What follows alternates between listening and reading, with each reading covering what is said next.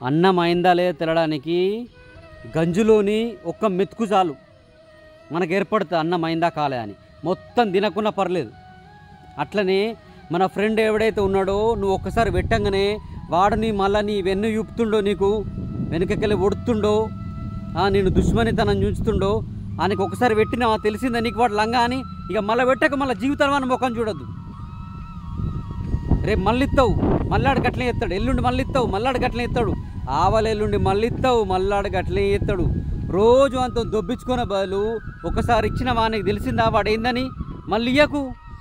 మునిగిపోయింది ఏముంది? వాడు మళ్ళీ నీతో కలిసి ఉంటాడా? నువ్వు డబ్బులు ఇచ్చినంత మందమే.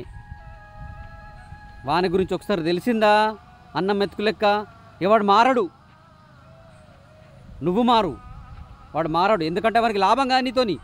నువ్వు ఎట్టెట్లా డబ్బులు ఇచ్చిన కొద్దీ నీకు మెల్లగా సున్నం పెట్టుడు వానికి లాభం. మనకి అలవాటు అయిపోయింది నువ్వు ఇస్తావని. నువ్వు పిచ్చును అని తెలిసే వానికి. స్త్రీ ఏ విధంగానైతే, ఎటువంటి స్త్రీ అయినా కానీ, ఎంత ఏమంటారు, ఎంత పవర్ఫుల్ స్త్రీ అయినా, ఎంత తెలివితేటలు, దమ్ము, ధైర్యం, ఎంత టాలెంట్ ఉన్న స్త్రీ అయినా ఏదో ఒక రోజు మగాడికి మనసు ఇవ్వాల్సింది.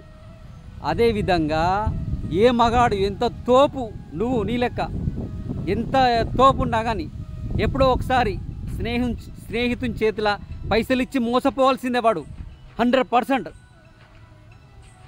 మోసపోవాల్సిందే, 100%. ఎవరైనా రాసి పెట్టుకో, నరేందర్ చెప్పిండు, రాసి పెట్టుకో.